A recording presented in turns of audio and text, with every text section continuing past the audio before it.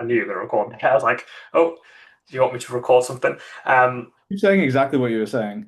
I Yeah, won't give okay, you an so intro or anything. Just keep rolling. I will. So yeah, compassion is not changing or dropping your standards. It's never been I'll start again. It's because you start recording. I'm just talking to you, that's all I'm doing. Yeah, so compassion is not about dropping your standards. It's never been about dropping standards, and it's not about being nice or being kind either. It's about changing how you relate to your standards. So it's not that, when you're talking to someone and trying to support them, it's not that you're necessarily, oh, if they're struggling, you're tiptoeing around ice and making sure that you're not inducing further shame. And you don't want to do that. You don't want to make them feel shameful because that creates a huge barrier. But equally, it's about being honest as well, because that's how you actually support someone. It's being honest about, is this really being helpful for you? Is going about it in this way really helpful? Is it actually, helping you to do what's best for you? And that conversation is the conversation you want to have when it comes to compassion as well. But again, you're doing it in a warm, gentle way. And that way you can still hold them to their standards. But again, you're just helping them slowly change how they relate to their standards. And that's the incredibly important thing here. So that's often how I'll have those conversations. That makes sense. That makes sense. When it comes to the fat loss side of things, is the way that often looks is like you first got to tackle, say, those issues first, and is that often then a stepping stone to like a calorie deficit and helping them lose body fat, or how does that look in terms of like a journey? That's such an interesting question. So, one thing that it won't be is weight centric or fat loss centric. Because again, I mean, we can see this in the research over and over. People talk about most diets failed, etc. And that's true. But the answer to that isn't saying, well, okay, let's just learn how to be more flexible or anything like that. Because the fundamental issues are coming from things Okay. like Yeah. low body image, lack of compassion, lack of emotional regulation. It's looking at what's actually going on. So again, what we want to address is actually things like their body image. And we see this as well. The research is so clear. Body image, healthy body image, or even positive body image, is associated with a healthier BMI and a BMI that's more regulated as well. So again, it's not to say that, okay, let's work on body image so that you can finally lose fat and keep it off. And by the way, the reason why that might happen is because when we have a healthy body image, then we are showing up for our body in a genuine way of care. We're respecting our bodies. Yeah. And of course, that's leading to long-term health behaviors. But the idea is that, again, we're shifting away from, okay, you need to lose fat. We're shifting towards what's genuine care. So the biggest thing is looking at motivating factors. Mm. Why do you want to lose fat? Well, you know what? It's a fear-based approach. I'm scared that if I don't, I'll be rejected, I'll be laughed at, or I'll feel uncomfortable, I'll feel insecure, whatever it may be. So it's helping to shift from this fear-based approach to a genuine care-based approach, which is where compassion comes into it. Compassion, it's a motivation. It is the recognition of suffering within the world or yourself with the commitment to alleviate it. That's what compassion is. It's a motivation, it's a reason to show up. So if we're helping someone to do that, again, it's being honest about where's your struggle actually? Where's your struggle actually lying? Is it in the way that you feel about yourself? Is it in the way that you try to, effectively numb or avoid your emotions? Is it in the stories that you're telling yourself? What is it that we actually need to support you with? And that's always the goal because the byproduct of that, and again, it's not that we have to be careful of this because if I say the byproduct of that is, okay, again, then people tend to start to see weight loss and end up with a healthy body weight. That just shifts it back to being weight focused again, right? Weight centric again. But again, that is the byproduct we tend to see is okay, because you're now showing up in a genuine care, you've got a lifelong reason to show up because you care for your body, you respect your body, etc. Then of course, that's probably going to be the byproduct in the end. And if it's not, well, that's also okay because again, a lot of health behaviors are now pretty automatic. They're pretty, habitual. And also, the way that you feel about yourself, your emotional, your mental health as well, is now in a good place as well. So it's not like, okay, I need to lose fat. At that point, it could be, yeah, I'd probably prefer to lose it because maybe means I can keep up with the kids a little bit better. I can run a bit further. It's going to be something that's preferential, but it's not a need. And that is then when you can say, okay, now maybe we can say intentional fat loss. Now we can talk about calorie deficit. But before that, it's working on body image, it's working on compassion, it's working on emotional regulation, that kind of thing. And then sometimes, as a byproduct of that, again, we can see weight loss. But if not, that's okay. Cool. That's an interesting way of looking at it. Do you do you think there's room for a bit of discussion on kind of chicken or the egg, almost what comes first? Have you ever seen cases where losing the weight starts to alleviate? Because I find it interesting that you mentioned obviously the study showing a correlation between BMI and body image, which would tend to say that generally, obviously, people who maybe don't have a less healthy body aren't feeling quite as good about it. Is there room to for kind of a chicken or egg discussion where getting to a healthy I don't like to use weight because obviously the introduce all the, BMI is inaccurate and all that. Um, but say a more healthy composition, Yeah. does that tend to help with the body image side of things, or are you quite focused on sort of like I definitely believe that there's a trend where the image comes first, the composition comes later. Yeah. It's a really good question, and it's a question that's so important to answer. So, no, changing your body does not change your body image. All it does by changing body is it temporarily removes the trigger. If your body is the trigger, the way you feel about your body, it temporarily removes the trigger. But what happens the moment that you gain a little bit of weight back? Hmm. We see all that undone. In fact, there's a really, again, interesting study, an obesity study, where they lost, on average, about 50 pounds. And it took just, I think, 5 pounds getting back to undo everything, all the positive gain they had about the way they felt about their body. Just 5 pounds. So that's just 10% of weight regain to undo all the improvements in body image.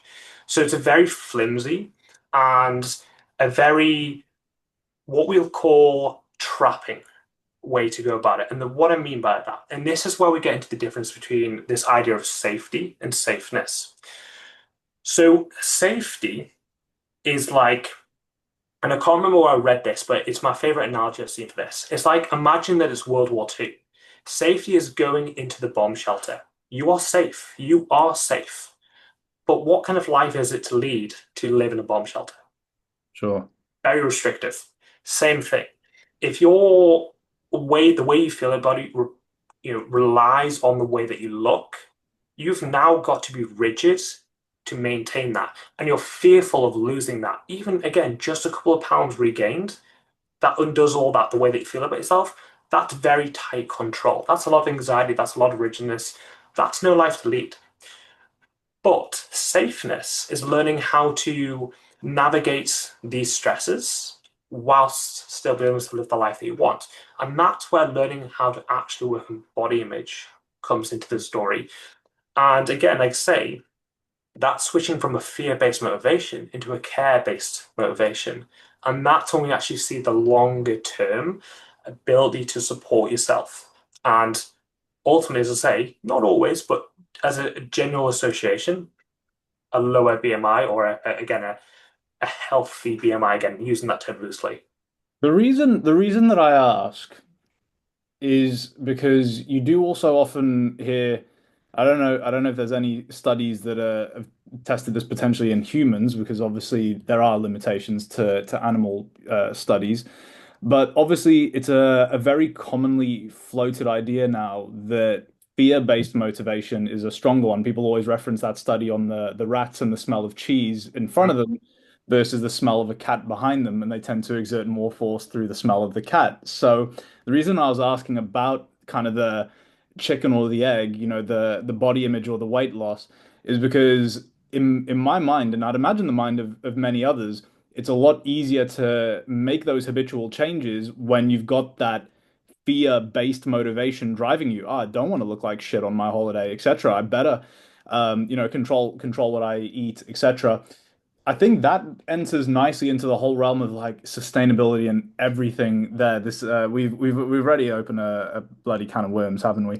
Um, Yes. as we have always done.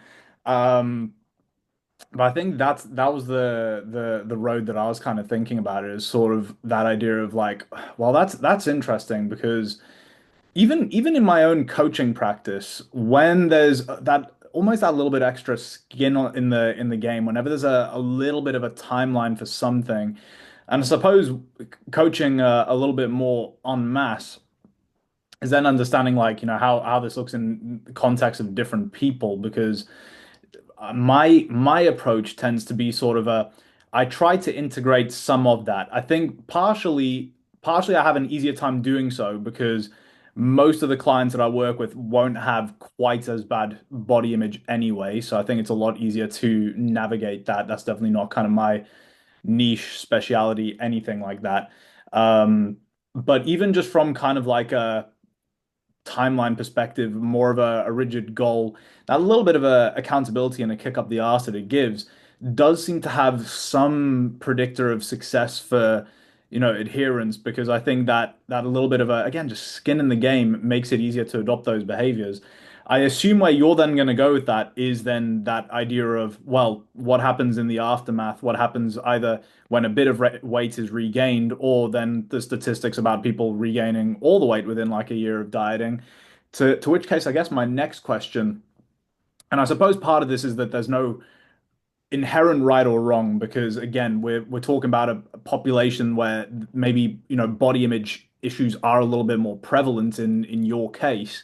Because my kind of approach to it is more kind of like a, if the approach is super duper simple, then weight regain should be pretty minimal. And again, maybe I'm a bit privileged in my niche, but um, yeah, is there room for kind of that little bit of skin in the game to help drive a transformation, coming from a guy who I don't do crazy transformations nowadays, because I think I've adopted a similar thought process to yourself. My clients maybe start off with a bit more fear-based motivation, and I try to very much kind of bring them to like, look, this is a lifestyle that you're trying to create. It's why I even try to kind of portray on my Instagram now, and why I've kind of gotten further away from bodybuilding in Mm. quotation marks, because it very much is more health focused now. And a lot of the guys, when they come to me, it is much more kind of like health focused goals that they want, rather than just like, I want to look good at the beach in 6 weeks. And similarly, like a lot of my marketing's now evolved to kind of like bash on the 6 week shreds and shit. Like, yo, this ain't a quick fix. I ain't here to just starve you down and then you start gaining all that weight. But what do you think of just generally sort of, I don't know exactly what the question I'm asking is, but does that make any sense? Yes, no, it does. It does. And, you know, from what I kind of heard is there room for fear-based motivation, or is that something that maybe gets the ball rolling and then you kind of switch it from there? And again, it's kind of the idea, at least what I'm hearing of like, okay, give them what they want, so you can give them what they kind of need, like buying that trust. And trust is incredibly important, absolutely. But again, we have to recognize how are we actually facilitating the very behaviors that in the long term are going to again either one keep them trapped, as I say, they live in that bomb shelter now. Their life is fairly okay. You know what? I've always got to be on it. I've always got to be monitoring what I'm doing. I've always got. It's just exhausting, right? Yeah, yeah, yeah. Or are we recognizing, hey, these are ultimately, the red flags? And again, working one on one with someone, you're not going to say, oh, you've got red flags. Of course not. But for the sake of just the general discussion, and are we recognizing and saying, like, okay, again, let's just come to them. Let's have a very collaborative discussion and recognize, hey, let's be honest. That's your goal makes a lot of sense. I can really understand why you're worried about the way you look on the beach. It makes a lot of sense because people do tend to judge. That's absolutely human nature. And I understand that when you've been there before, you felt that way. So I can really understand how incredibly difficult it must be to feel that. But is fat loss really our answer here? Let's look at the potential risks as well. We're having a very honest conversation about what the risks could be. And then we're starting to say, here's what else we can maybe do. And that allows us just to give options. And that's the key thing. When it comes to anything we can talk about, choice. Choice is always the most important thing because it means that rather than it being a threat of like, oh, I'm not going to lose fat, that's highly threatening. And that actually makes the fear worse. It's like, hey, that choice is always there. But I can see how this choice might be a little bit more helpful instead. Mm. And to be honest, again, that's not necessarily something we'll do straight away, but that might be a conversation we do have. Even before that, we might be learning how to cultivate the soothe system a little bit more. So that's important because your soothe system is your caregiving system. So you have three emotional regulation systems. You have your threat system, which is where that fear-based motivation is coming from. You have your drive system, which is where you literally have the drive to do things, and you have your soothe system.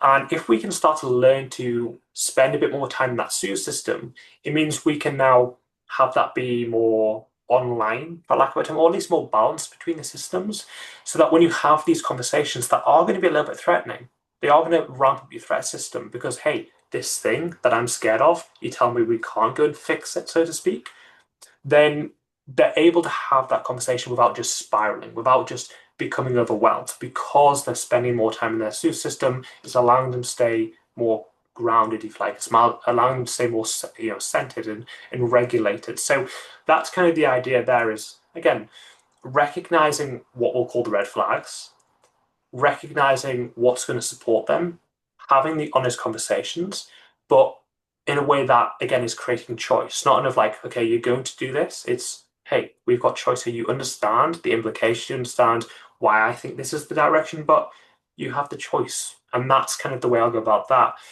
And, again, if someone is adamant that they want to lose fat, then for me personally, ethically, I can't necessarily facilitate. If I think that no, this is ultimately it's harmful, Mhm. then I can't help that person. Not right now. But if it's kind of like, you know what, you want to lose fat, but yes, there are some flags, amber flags there. Okay, maybe we can lean into that a little bit more and just do it again, at the same time as supporting body image and working on that. Cool, that's also fine as well. So it is very individual in that sense. But again, to come kind of back to the question, is there room to say like, hey, you know what, let's set a hard goal with this timeline and sort of make sure you have that fear to drive you. Fear is a strong motivation, absolutely. Your threat system, fantastic at what it does. Has two jobs in a sense. One, to recognize threat, and two, keep you safe from threat. So that has to be powerful. Otherwise, you could die. You could literally die. And again, to go on a little bit of a tangent here, our brains can't recognize the difference between the threat of not losing fat and the way that makes us feel versus coming up against a lion in the wild that's going to eat you. Can't recognize the difference. And also, our threat system, it can't act slowly. It has to be impulsive and it has to act quick because, again, really, I'll get into a tangent here, but I'm just trying to explain how this all works essentially. Imagine that, back in the day, hunter gatherers, imagine you hear a rustle in the bushes. 9 times out of 10, it's going to be leaves. It is going to be leaves. But one time it could be a lion that's stalking you. If you kind of went, it's probably just leaves, which it probably is, but it happens to be a lion, You're fucked. you're dead. Yeah, you're fucked, right? Yeah. You're fucked. So you're conditioned to basically always go, this could be the one Yes. event. Yeah. Yeah. So you have to basically, our brains are designed to get things wrong. It's designed to think of the worst case scenario because that's what keeps us alive. Those mistakes keep us alive. And again, has to act quickly and impulsively. Again, imagine that lion's coming up to you. It's not like, oh, there's a lion. I wonder what that wants. It's getting closer. Maybe I should run, or maybe I should find a rock. Or oh, no, dead. Can't have that slow decision making. It's got to be instant, right? So it's really important to recognize how strong the threat system is, and that's why fear-based motivation is so strong. But it's also recognizing how, again, that's going to lead to either burnout, it's going to lead to temporarily making things feel better, but masking what the actual problem is, which is arguably sort of a worse thing to do because, again, it's getting you further away from addressing what you actually need. or it's going to lead to, like, say, living a life which is highly controlled. It's highly rigid. It's very anxious inducing because every little thing is like I've got to monitor that. I've got to be on it. And is that a life that anyone really wants to live? And again, most people couldn't even maintain it because it's just exhausting more than anything. So that's kind of like my thinking along all of that. Again, I know it's a many different directions to answer, but just trying to give you the full picture. Yeah, I think that's the thing. It's like the answer even changes depending on who you're speaking to, obviously, and the different populations. And I think what's cool is like always just diving into for anyone listening in, you missed a good sort of hour before I even pressed the record button of Ben and I just catching up after a long time. If anyone's an OG from the Brawn and Brains podcast day, and anyone who's smart will be typing that into their search bar now. Obviously, great to catch up with Ben and everything that he's up to. That kind of led us on to a conversation about body image, results, the state of the coaching industry, all of that. I think I'm now blessed with the kind of guys that I work with very much kind of like my middle ground approach. And I think generally, I think due to the kind of guys that I'm working with, usually their self-worth, all of that kind of stuff is usually in a good enough place that that isn't like as big of a worry. But I think what is a cool point is that both coaches that you're listening to here, who maybe I'm a little bit biased, but both coaches present here today are pretty bloody good at what we do. Um, Tend to agree that tracking calories for the rest of your life meticulously is probably limiting quality of life to a pretty decent degree. Yeah, but it's not even tracking calories. It's even just mental monitoring or anything like that. It's like, you know, especially what it does is it stops you from forming self-trust. Mhm. So it's like everything has to be questioned. So even if we talk about the mindfulness approach, it's like I've always got to check in with myself to make sure, like, oh, why am I doing this? Do I actually want that? Like, Yeah. even at first, that can be super helpful because it gives you the awareness that you actually want. But again, that's not the long-term idea, right? The idea is that over time, we do have that genuine intuition and we can have that trust. Where the next step comes in, if you have a specific goal, that's when we bring in intentionality, right? But in terms of, like, again, general speaking, is we self-trust is the most important thing we can build. Whereas again, if our life is about control, then that takes away from self-trust because it shows that we don't actually trust. We don't trust that we'll be okay. And we need to monitor everything or again have a tightly grip control in order to feel okay. But again, it comes back to the difference between safety and safeness. Both ways achieving our brain to make it think that we're safe, but one is very limiting. The other is what allows us to live our life essentially. But it is worth saying that, and I sometimes think this is the most helpful thing that anyone can remember because it helps to remove self-blame and shame, is that our brains, the number one thing they're wired for is survival. So every single last thing that you do, other than a couple of things, or reproduction, is for survival. Technically, reproduction is survival of the species, so even that. But every single last thing you do, every single last thing that you do, even if it doesn't seem it, is because in some way, shape, or form, your brain goes, this will help me to survive. This keeps threats at bay, and I will be okay. I'll be safe if I do that. So I think that's an important point because it just allows us to start to see the bigger picture and it allows us to understand where our motives are coming from and why they might be so strong and why we often do things to avoid feeling a certain way, feeling certain discomfort or certain emotions that we don't necessarily want to feel. And again, that just helps us to see how, again, fear-based motivation, it makes sense as to why it's so strong, but also as to why it doesn't actually support us with what we truly need in the long run. Again, it's probably only making things harder. It is making things harder in the long run. Yeah, yeah, I'd agree with that to a very large extent.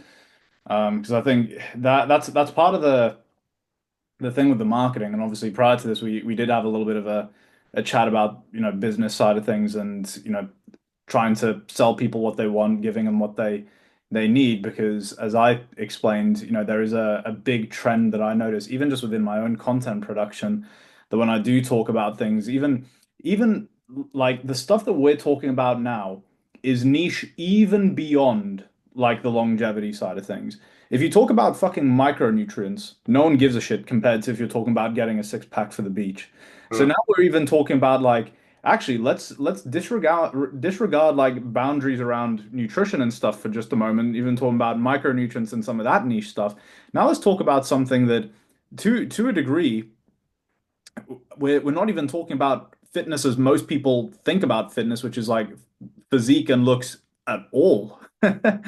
Now trying to convince people that that's an important part of the equation.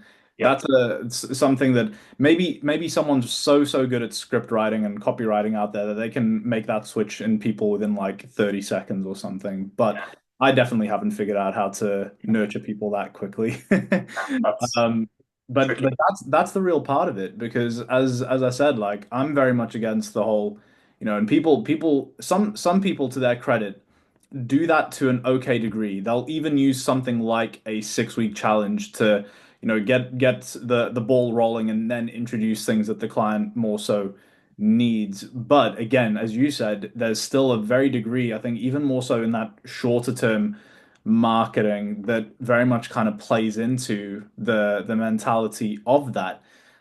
So yeah, I don't think I've got the solution for how to fix the fitness industry and make people stop doing that because obviously online coaching is an unregulated space, so people can Yeah. literally say whatever the fuck they want, and some people will believe it, as is the magic of script writing and copywriting, because if you can grab people's attention, you have the chance to deliver your full message, and then if it's a shit message on top of it, then the few things people consume can be the crappy things that they take in. So it's a little bit of a whirlwind. Hopefully, anyone listening to this already knows better to a degree, hence you're following my page and even consuming longer form content, which is the end goal. Because it gives us a chance to delve into the more niche topics like this. That's a cool way of looking at it though, because I know you're obviously massively sort of like values focused when it comes to supporting people on their goals. Something that I integrate, that's not kind of like the basis of what I do, but again, I think my guys are, a little bit different in where they're already at with some of those foundations, I guess we could call them. And therefore, my kind of thing is more so like obviously you talked about kind of the element of restriction, how that can hold you back in life.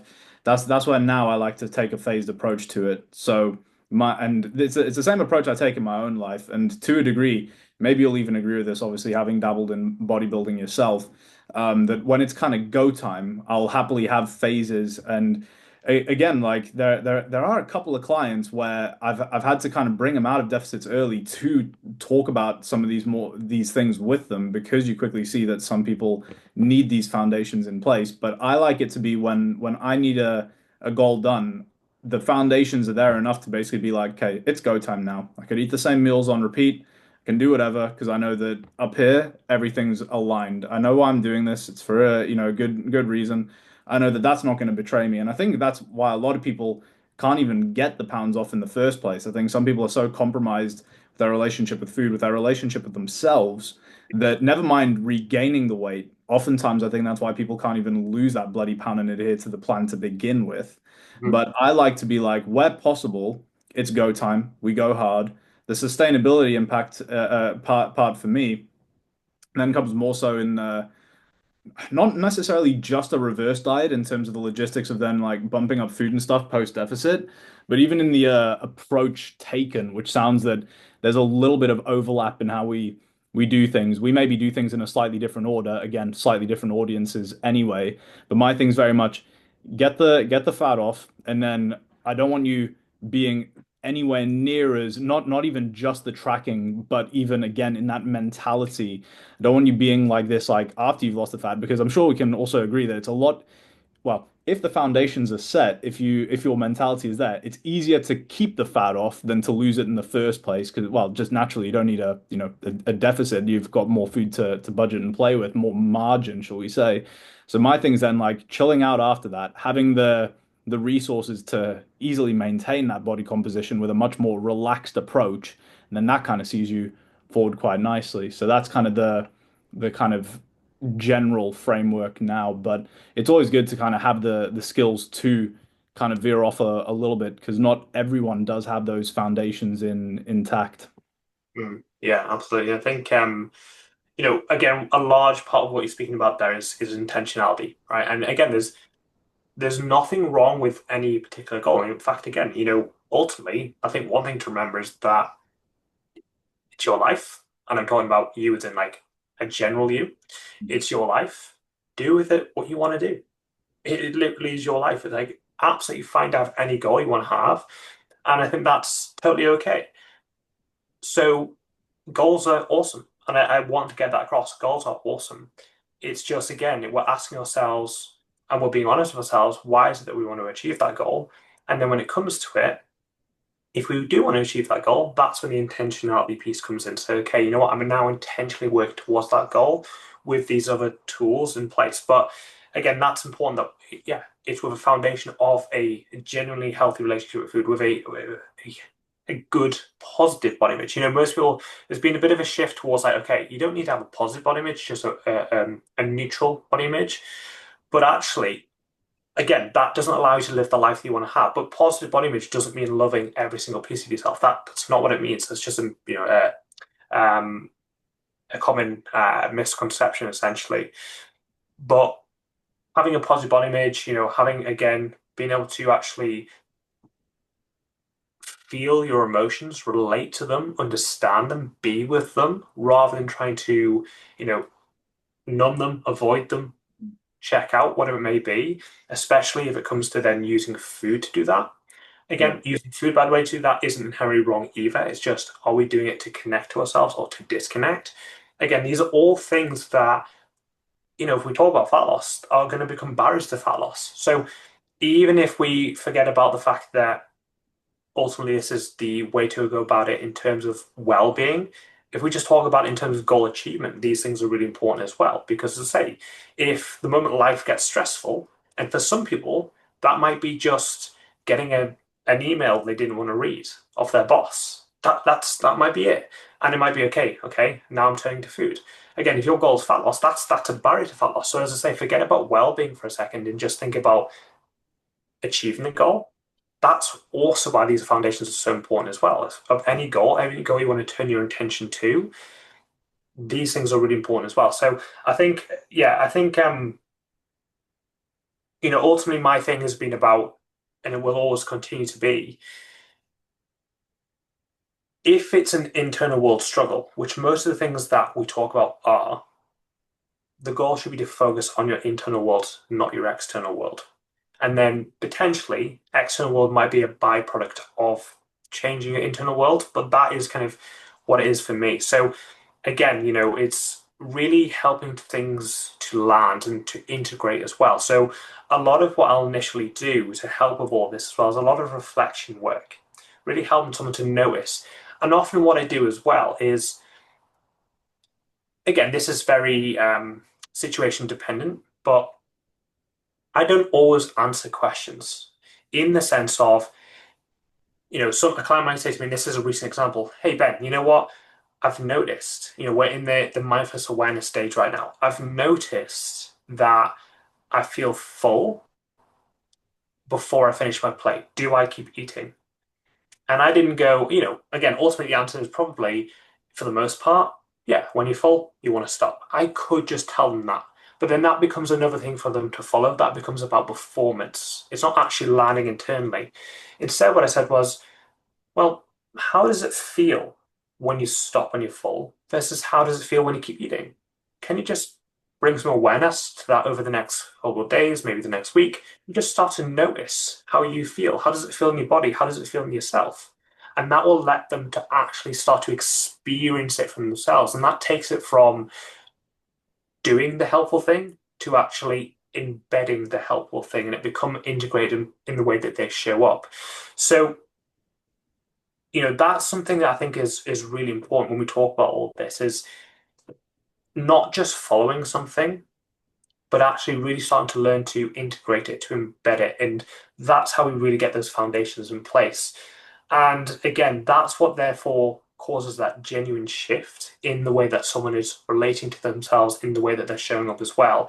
And that's what allows things to become very, again, I almost don't even like using the word sustainable anymore because I feel like it's been so attached to diet culture that it kind of lost what it really means. But it's still fundamentally the right word, is sustainable in that sense. So that's kind of the way I'll go about things. Obviously, there's a lot more to the picture we haven't talked about, but that's in general the way that I'll go about things for that.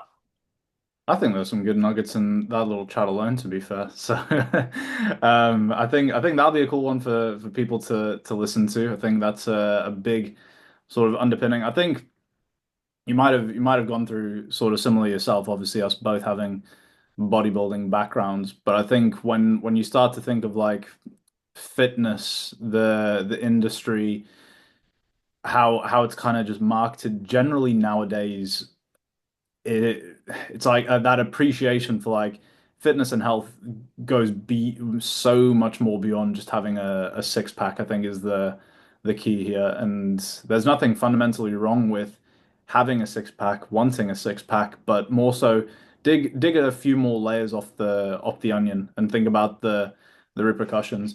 I think what's cool is that it's been a long time since I've even done a client photo shoot because now I'm literally at the point where I'm like, well, you know, why do you want to do this? I've got coaches that speak to me like in terms of, you know, their own clients and photo shoots, something that's obviously deemed to be the highest level of transformation.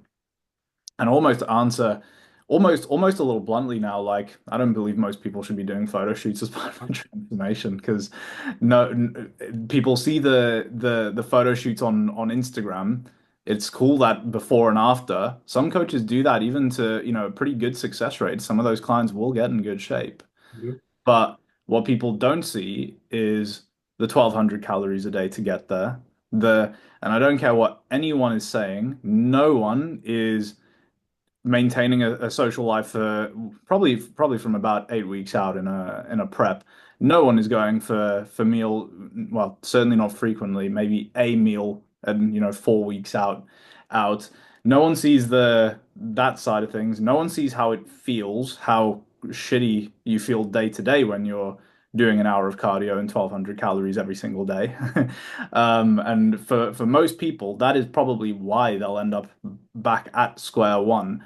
If only there was a way for like there to be a thing where coaches had to like reach out to a client like a year after the program and like see where they're at. That would, That would and be revealing, wouldn't it? Yeah. well, that's what I kind of take pride in because I think part of it is like even just like a few months after the program is already like one little metric for success. Like, has the client ballooned back up? Most of my guys stay with me, you know, a few months, at least a few months after their dieting phase anyway. And again, most of my guys have like those foundations in terms of their self-worth, self-image, etc. down anyway, so it's not as big of a deal for us. But more so because I sure as shit don't do that kind of extreme dieting with my guys that a few months down the line, even if they have split off after the dieting phase and just after a little bit of reversing, they're going to be fine because I've taught them the approach that makes it so easy to maintain anyway without needing to be mentally so, you know, focused on food and dieting and physique. But then a year is then kind of the real gold standard of like they've been away from me for, you know, a long time now. How are they doing? Because I think that's where most of the industry would fall short. You know, coaches Yeah. can easily say like, oh yeah, well I reverse dieted them after. So like, look, his 4 weeks after the diet, they're still maintaining their weight loss. Like, yeah, that ain't shit. What happens when they leave you? That's the real question. Yeah. The 4 weeks of reversing ain't shit. Yeah. Yeah. It would be, imagine an Instagram where that's all that could be posted. Like it would be so revealing and so, hey, look, you know what? Yeah, sure, this person got in what by society standards is fantastic shape, but they couldn't even slightly maintain that earlier. In fact, they were right back to where they were before they started the coaching. But I think, and this is a common trap then that individuals fall into is, well, that worked because I was in better shape and I felt better when I did that. So that must be the answer again. And inborn is the yo-yo cycle, right? Yeah. But I just implore you to take a step back and recognize, even just asking yourself, why? Why is it that I want to lose that fat? And having a really honest conversation about that and recognizing, hey, you know what? This is what we call it again a threat drive cycle, which is that being in a certain body weight is highly triggering. It brings up a lot of uncomfortable emotions Yeah. that therefore drives me to want to lose fat in order to effectively avoid Those those uncomfortable uncomfortable emotions. emotions. Yeah, all driven by survival, as you said, exactly that. It's a real fun topic. We could probably still go for another hour on this stuff. I think the funniest thing that you brought up there was the how that is ultimately what kind of that well that had me feeling good, so I'll just do that again. That's a whole nother fucking host of issues anyway, because as you said, that's what kind of breeds that yo-yo. Going back to that whole like marketing side of things and how people see that through the face value of the industry, the amount of times in my DMs that be chatting with someone they've been following, liking content, you're hoping it's getting through to them. You offer that little bit of help, then it's like, oh, actually, I've just signed up to my old PT. I'm like, this way, I probably find it. I haven't flat out said this, but this is where I find it hard to be compassionate because I'm thinking, are you retarded? It didn't work the other two times. The fuck do you think is gonna change this time around? Mm. Yeah. Uh, don't get me wrong. Sometimes I will have my own frustrations. Sometimes I would like to just to grab them and shake them and say, well, why can't you see this is not the way? That's human. That is so unbelievably human to feel that way. But we have to be so, so, so mindful of shame. How you said How it, that yeah, exactly, because of the shaming aspect, yeah, exactly, because it, that provides a barrier in of itself. Obviously, if yeah, people hadn't massive gathered, barrier. because I think in the last hour we haven't actually brought up that itself creates barriers. That was I think Massive our barrier. private Yeah, chat prior that we were talking about that. yeah, Um, but obviously it's that like, well, look, you did the 8 week shreds. You keep ballooning afterwards, and then your solution is to I'll just do the 8 week shreds again to get back into that position where I then keep ballooning. I'm just like, oh my God. yeah, yeah. Again, don't get me wrong. I can say to you, I'm not this, I'm not an angel in the sense of like my thoughts are all pure and I'm the most compassionate person in the world. I'm human. So I absolutely have thoughts like that as well of like, Jesus, like bloody hell, see, please, please see better than this. See what exactly was happening. Take a step back, understand. But again, like I say, we've got to bring compassion in. We've got to help them to see that, okay, you know what? It's not wrong, right?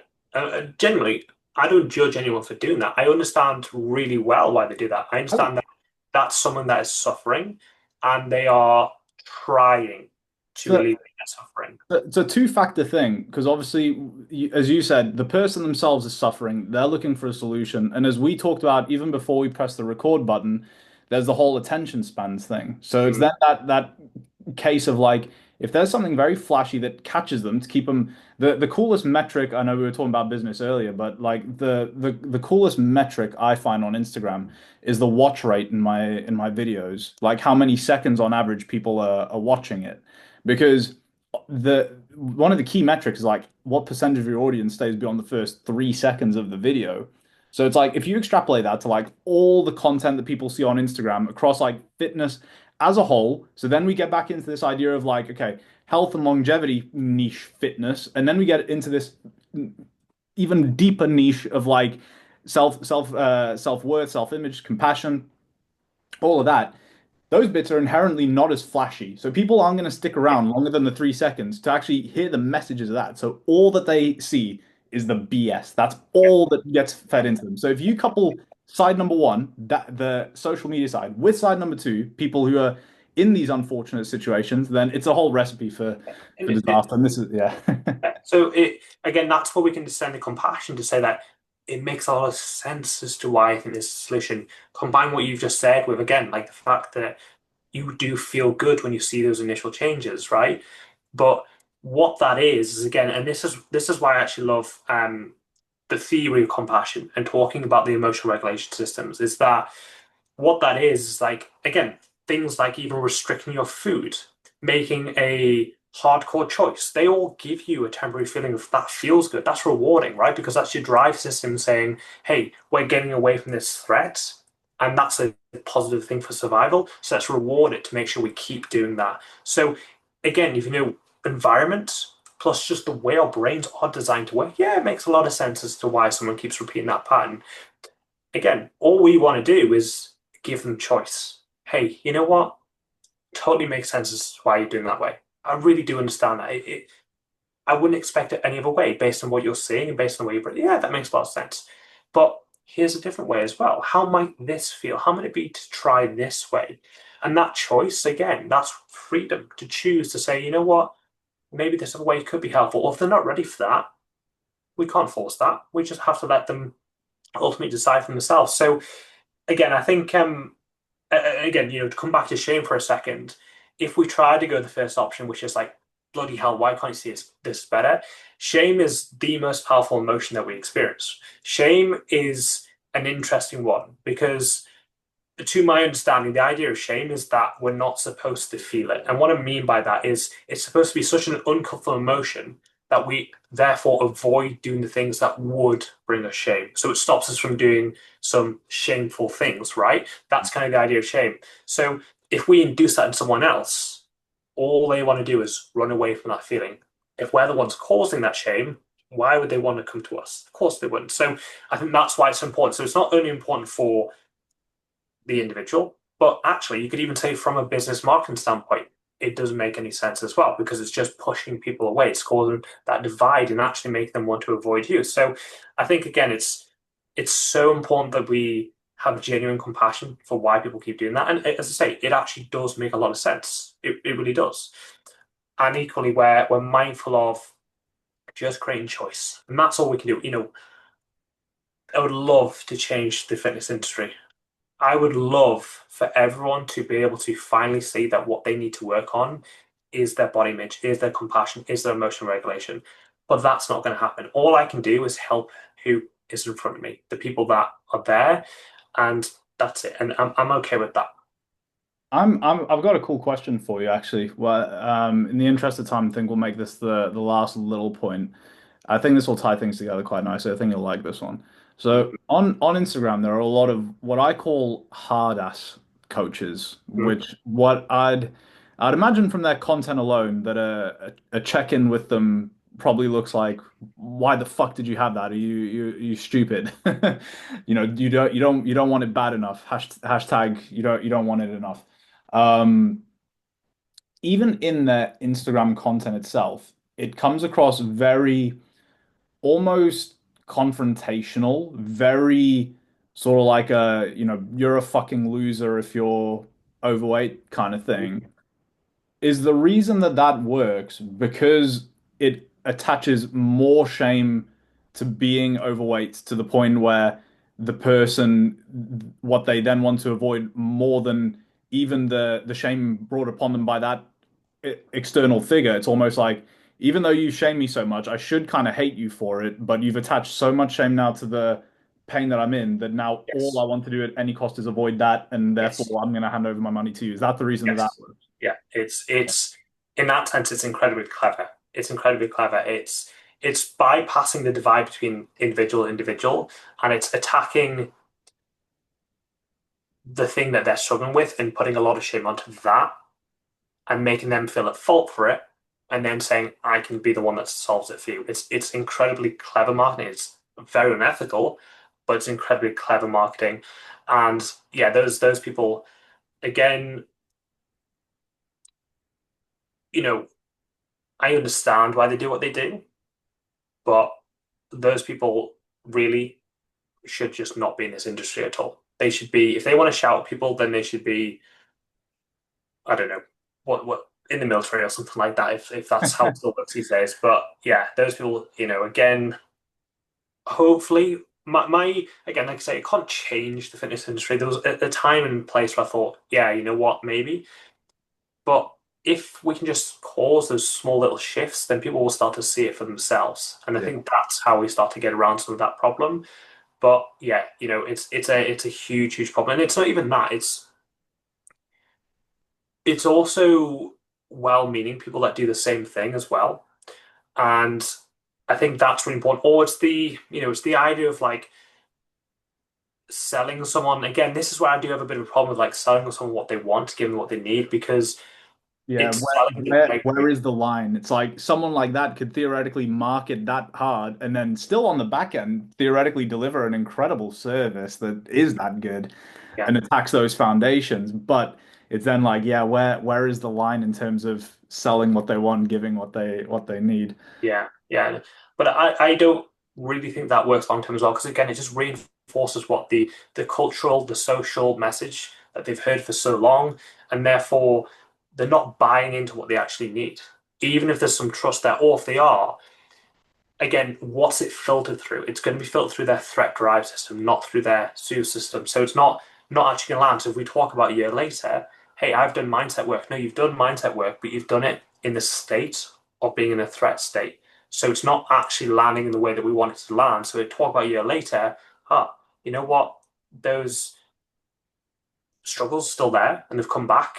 And again, by the way, struggles will come back. That's very human as well. But again, it's changing how we relate to those, the way that we respond to them. That's the key goal there. But you know, beyond that, that's why if we talk about a year later, that's also you would see an example of that of, hey, you know what? I didn't things didn't really change for me. It's because the work that you've done it through the same lens that you've always had. And that's why.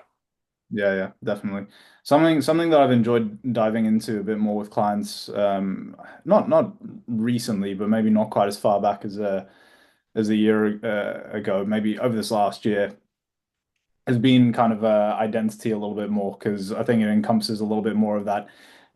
Even just a lot of people haven't even really thought about like just values in terms of like what they stand for, what they believe in, what they want their life to look like. And even when someone brings up like, oh yeah, I've worked with coaches and done a bit of mindset before, it's like there's this one ad on Instagram that I've seen, like someone like a carousel of their service, and it's like what you get, training program, nutrition program, check-ins, and mindset work or something. And the coaches literally laughed when I saw this. It's like the snippet on the video is the coach going like, yeah, you just need to have a positive mindset, and I'm like. Yeah, that's How, that's what how does one acquire this positive mindset? Do I need to, does 2 liters of water help me acquire this positive mindset? Or, yeah, it's a state, isn't it? it But depends. Is your cup half full or cup half? quality. So But yeah, yeah, no, same deal. Like I think we all start with the I can save the industry, but I think now my mission is just sort of like you know what, if I can help a good few guys reframe the way they think of things, take things a lot more holistically. Again, I think our audiences have a little bit of overlap in that I think we probably have a common enemy in the 8 week shreds and really shitty coaching culture. Obviously there are some little differences in who we coach, but yeah, if I can just help a few guys, make that difference, then I'm happy with what I'm up to. So yeah. yeah, But and no, man, that was a cool one. I think hopefully that's given a lot of people something to think about. Hopefully it can be the start of planting some seeds mm, of yes, real change. And I know you don't post much content at the moment anyway, but you'll have I don't think it some will. you might have some cool bits coming along soon in the next few months. So maybe in a few months we can touch base and can well, I'll be honest, podcasts don't get much of a listen anyway. Full disclosure, the idea behind these is that we get to show you how clever we are, and then you're like, I want to work with these guys. So it's just for the like 5 people that tune in basically. But maybe in a few months, Ben will have some cool things to share, and those 5 people can go check that out. But Yes, yeah. absolutely. But with choice, of course, with choice. Of course, of course. Yes, yeah. But no, man, awesome catching up. Some epic nuggets dropped. Guys, if you enjoyed this, then well, I guess the main thing is just stay tuned for when we reconvene with Ben. Mm. Thank you for listening. We'll catch you in the next one.